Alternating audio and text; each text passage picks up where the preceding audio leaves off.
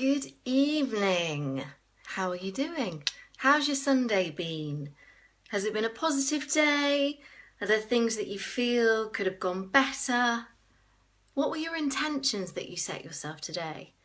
Did you set any intentions? Well, my day's been a bit different today because I set some intentions last night. And when the alarm went off this morning at 7:30, I did something that is really easy to do. I rolled over and I thought, I'm not ready to get up yet. I don't want to get up yet. It's Sunday morning. And I had that real battle going on in my head. Get up, be productive, focus on what it is you want to achieve today. And then the other part going, it's Sunday. Relax, enjoy. So I had a real conflict going on for me this morning. But then I had a moment of thinking back to the intentions that I set myself last night. And I set myself two intentions for today. One was to be really focused and the other was to be proactive. So I had a fabulous day planned, seeing friends, drinking coffee, well, tea in my case because I don't drink coffee, and just generally being really present with really important people in my world. So I knew I had a great day ahead of me. What I'd also said to myself last night was I want to get up and I want to go for a run. My love-hate relationship with running. So when I had that inner dialogue going, part of me going, get up, be focused, be proactive, and then the other part going, oh, just 5 more minutes, just sleep a little bit longer. I knew if I let myself do the just 5 more minutes, sleep a little bit longer, which I did do for about 15 minutes, I knew that that would take over, and actually what would happen is I'd end up making, and again, I did attempt to make lots of excuses as to why I couldn't go running. So I looked out of the window and it was raining.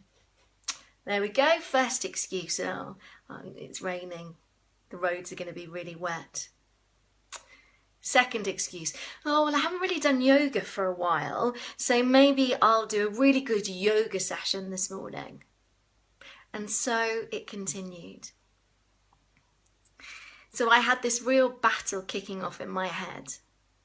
And then I just kept coming back to the intentions that I'd set last night, to be focused and to be proactive. And I had time this morning, which often I don't have the luxury of time.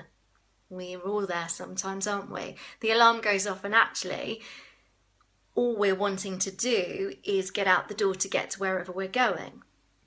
But this morning I had luxury of time and time to myself, which often doesn't happen. So I sat in silence for about 5 minutes and I allowed myself to really focus on what it was I wanted for today. And then I got up, I put my running clothes on, I put my trainers on, and I went for a run. Now, I paced up and down for ages while I was trying to get my watch, my GPS, to click in so it knew where I was. And my TomTom was going to tell me my pace, was going to give me my timing, my distance. And after about 5 minutes, my watch decided that it wasn't going to play. So again, I thought, oh, well, maybe it's a sign. Maybe I shouldn't go running at all. Maybe I'll just go back in and do some yoga. And again, I reminded myself of my intentions to be focused and to be proactive. So I switched my watch off, and instead of feeling frustrated, which I often do if my watch decides not to play, I just thought, right, I'm just going to run. And I thought, I'll run to here and then run back. Well, the run to here and then run back isn't 5k. And in my head, I had that conflict going again. Well, you could run that bit, which is about 3.5k, or you could do 5k. What's stopping me from doing 5k other than this? Because I know I can run it. I've done half marathons. So I know 5k is really nothing for me because I can do that. I've proved to myself time and time and time again that I can run 5K really easily. So I started running, and then I decided to focus, because guess what? That was one of my intentions. And my focus was on a really positive inner dialogue. So I continued to tell myself that I was doing really well. That how good was it that I was out running, because I wanted to be focused, I wanted to be proactive. And you know what? It was a really enjoyable run, and actually a relatively easy 5K today. Often I go out and I say to myself, oh, this is going to be challenging, I haven't been running for ages, oh, I don't really want to do it. And the impact of that negative self-talk is so huge that actually that's what plays out.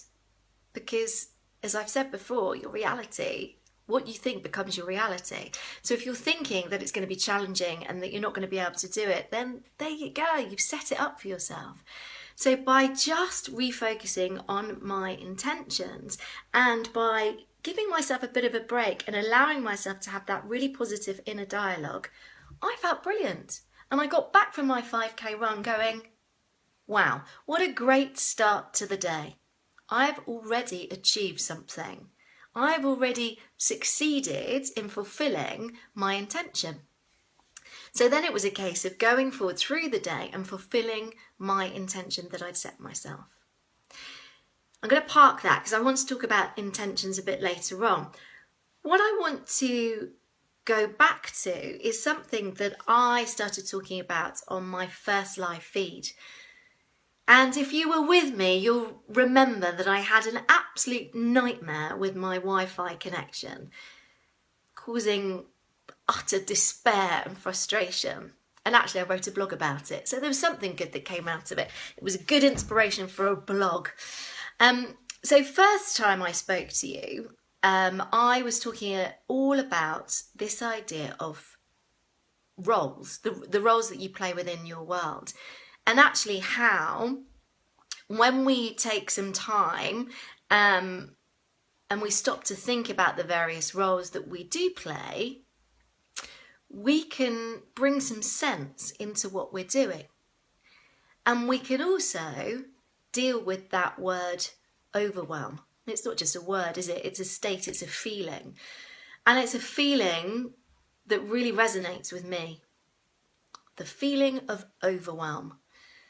Now, I'm not going to say I don't ever feel it anymore, but I have found a way in which to really help me. And it's really simple. And that's really good, because I'm sure there's a lot of you out there, and tell me if this is the case, who need simple, quick, easy things to do, but really effective and really powerful. Is that you? I'm guessing it must be, because I know that for a lot of you, the word overwhelm will really resonate. So, first thing to think about doing is just focusing on what roles are you playing in your world? What roles do you play? Take some time to think about this, because by focusing on the different roles that you play, you are already breaking it down into what I see as bite-sized pieces. And by doing that, and by getting more of a sense of what you're doing, you'll also get a sense of where you're going, and you'll get a sense of where is your energy, where is your time and attention being focused.